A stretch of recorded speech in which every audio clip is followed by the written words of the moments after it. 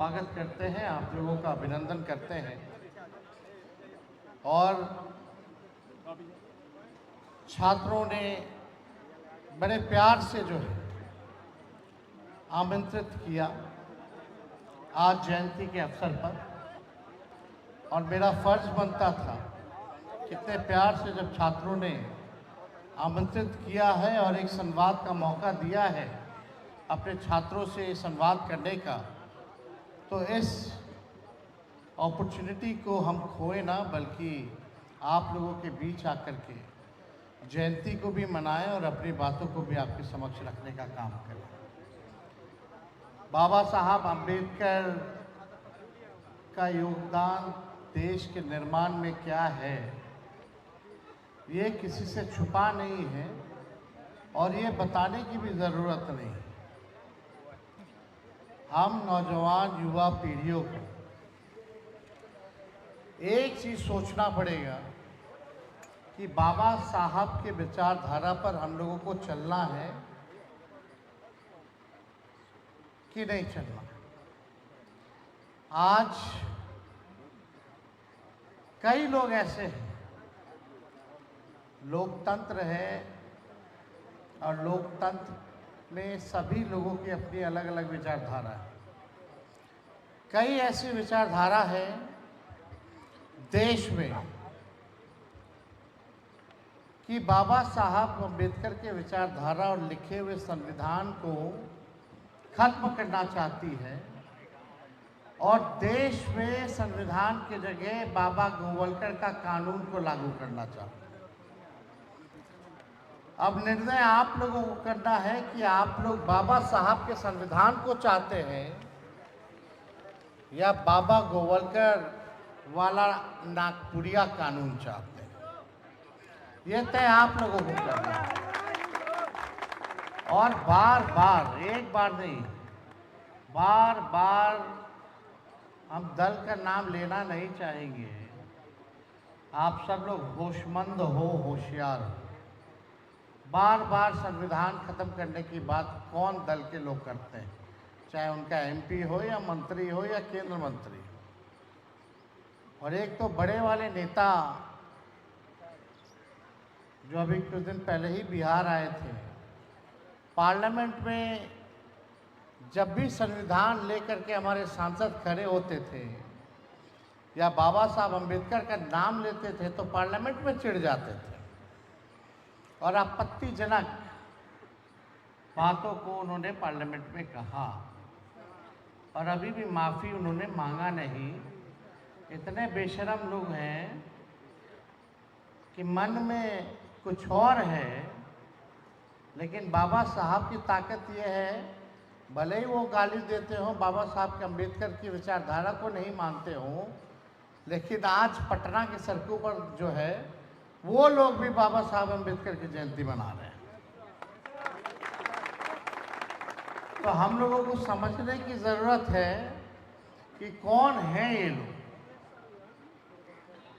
इनको केवल vote bank से मतलब है, आपकी समाज को वंचितों, शोषितों, back bencher of the society, जो अंतिम पैरान पे खड़ा व्यक्ति है, उससे इसको कोई मतलब नहीं है। हम तो खुल के कहते हैं ये लोग आरक्षण चोर और आरक्षण खोर दो हैं। 17 महीने हम लोगों की सरकार बनी, जाति आधारित गणना पूरे देश में पहली बार किसी राज्य में हुआ।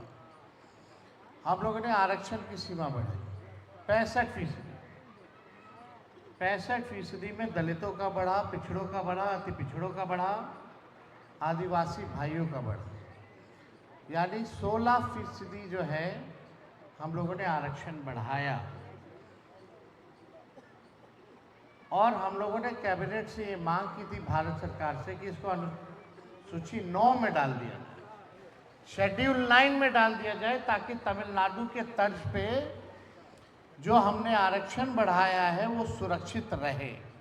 9 महीना हो गया, 10 महीना हो गया, ये लोगों ने, केंद्र सरकार ने कोई कार्रवाई नहीं की। इधर हमारे चाचा जी पलट गए और जो हम लोगों ने आरक्षण बढ़ाया 16%, वो यूं का यूं, जिसका डर था कि कोर्ट कचहरी जाकर के फंसा देगा, वही हुआ। अब आप लोग छात्र लोग, तेजस्वी आया तो 5 लाख नौकरियां दी, 3 लाख नौकरी प्रक्रियाधीन कराई, जो बहालियां निकल रही हैं अभी। अगर ये आरक्षण होता तो क्या 16% दलितों को, पिछड़ों को, अति पिछड़ों को, आदिवासी भाइयों को नौकरी का लाभ मिलता कि नहीं मिलता? यानी ये लोग चाहते ही नहीं हैं कि हमारे दलित समाज के लोग या जिनका उत्पीड़न सदियों से लोगों ने किया है, ये लोग मुख्य धारा में आए। आज भी हम लोग देखते हैं कि अखिलेश जी मंदिर चले जाए तो मंदिर को धोया जाता है, मांझी जी चले जाए मंदिर तो धोया जाता है, मुख्यमंत्री रहे, अरे मुख्यमंत्री छोड़ो, प्रधानमंत्री भी चला जाए दलित समाज का या राष्ट्रपति, तो गर्भमुख में घुसने नहीं दिया जाता है, अशुद्ध मानता है। हम लोगों की लड़ाई इसी विचारधारा से है। और जो लोग सोचते हैं कि पैदाइशी सर्वश्रेष्ठ है, बहिष्कार होना चाहिए।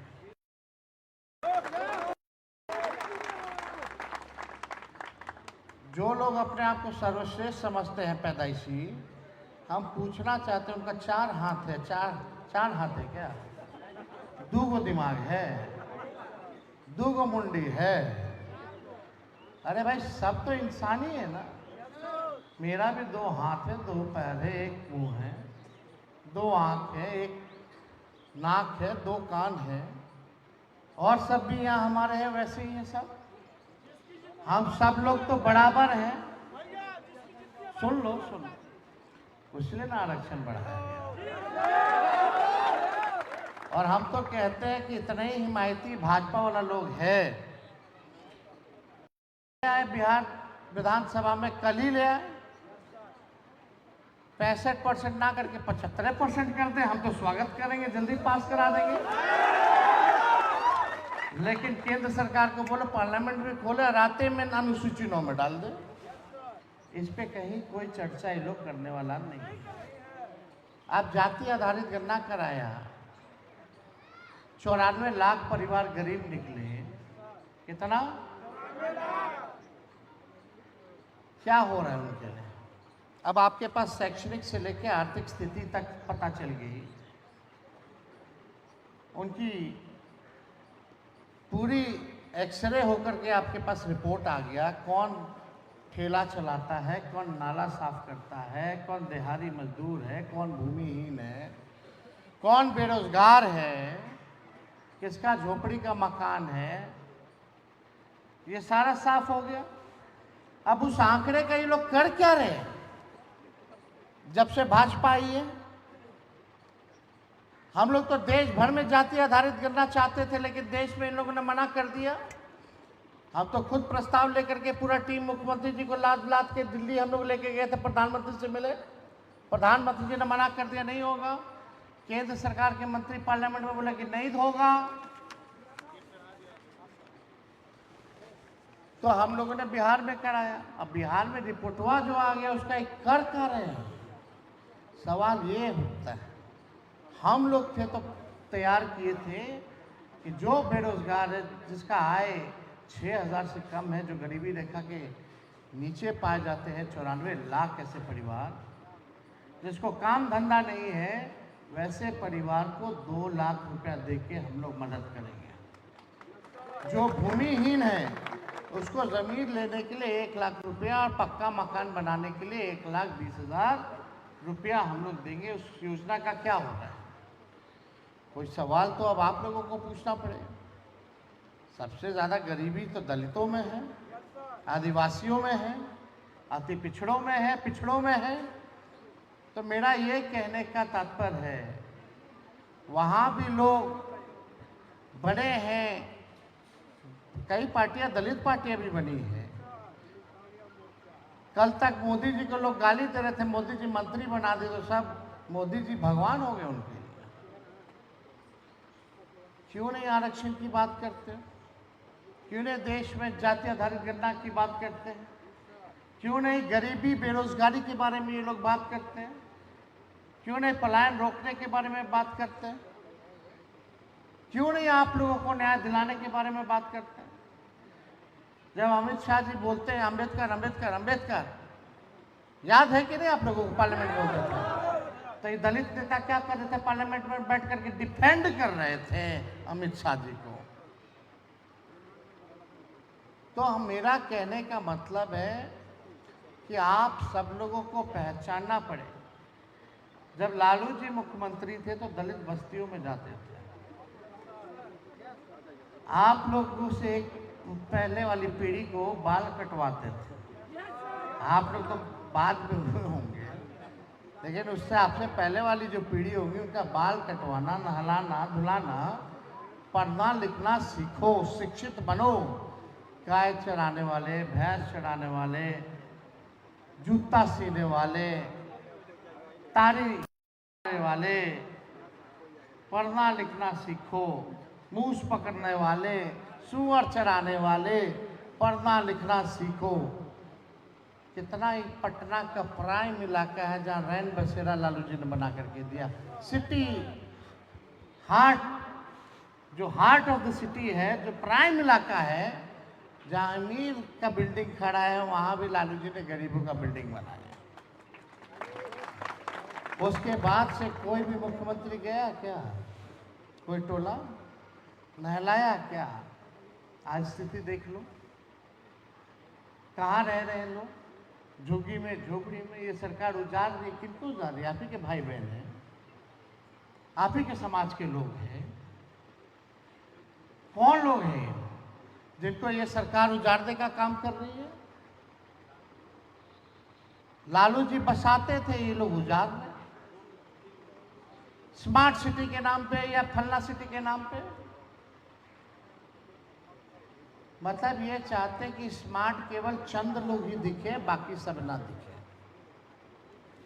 तो आप सब लोग छात्र हैं, हमारी सरकार आई थी 17 महीने, तो रिजर्वेशन इन प्रमोशन कई सालों से अटका हुआ था। जितने सरकारी कर्मचारी थे, प्रमोशन नहीं हो पाता था। उन सब का एक साथ हम लोगों ने रिजर्वेशन प्रमोशन की जो समस्या थी उसको हम लोगों ने दूर किया, ताकि सभी दलित समाज के लोगों को जो है प्रमोशन मिलने में कोई दिक्कत ना हो। और आगे और भी हम लोग काम करेंगे छात्रों के लिए, नौजवानों के लिए। अभी तो आप लोग पढ़ रहे हैं, लिख रहे हैं, छात्रवृत्ति की भी बड़ी समस्या है। स्टूडेंट क्रेडिट कार्ड को लेकर के आप सब लोग जानते हैं कि तो उधार है, लोन है, लोन तो चुकाना पड़ेगा। तो छात्रवृत्ति से लेकर के हम लोग बड़ी गंभीरता से योजना हम लोग बना रहे हैं कि आप लोगों के लिए क्या अच्छा योजना लाया जाए। और हमने ऐलान खुद ही कर दिया है कि इस बार नौकरियां जब मिलेंगी, हमारी सरकार आएगी तो लाखों में नौकरियां मिलेंगी, लेकिन वो पूरा 100% डोमिसाइल हम जो है लागू करने का काम करेंगे। ताकि हम लोगों की कोशिश थी कि डोमिसाइल लागू किया जाए, लेकिन कोर्ट कचहरी में ये मामला कई बार अटका। लेकिन इसका भी हम लोगों ने अब रास्ता जो है निकाल लिया है, और निकालने के बाद ही हम लोग जो है इसका ऐलान 2 महीने पहले हमने किया था युवा चौपाल में, पटना में अभी मिलर हाई स्कूल में युवा चौपाल। और यही नहीं, तेजस्वी के टाइम कोई पेपर लीक नहीं होता था। अभी आप लोग जाइएगा तो फॉर्म का फीस कितना हो गया है, नौकरी के लिए बढ़िएगा तो बढ़ गया है ना। तो जब तेजस्वी आएगा तो फॉर्म फीस माफ हो जाएगा। और यही नहीं, आपके घर से लेके परीक्षा केंद्र से लेके घर, आपको किराया देने की जरूरत नहीं। और युवा आयोग का भी हम लोग जो है गठन करेंगे। लेकिन आप सब लोगों से यही कहेंगे, आज अंबेडकर जयंती है, तो सामाजिक न्याय का सही में पक्षधर कौन है और सामाजिक न्याय के लिए कौन लड़ रहा है, ये आप लोगों को पहचान करने की ज़रूरत है। और हम सब पिछड़े हों, अति पिछड़े हों, दलित भाइयों को या अल्पसंख्यक भाइयों को अब एकजुट होने की ज़रूरत है। सरकार खटारा, सिस्टम नकारा, सीएम थका हारा, लोग कर रहा मारा मारा, ये सच्चाई है।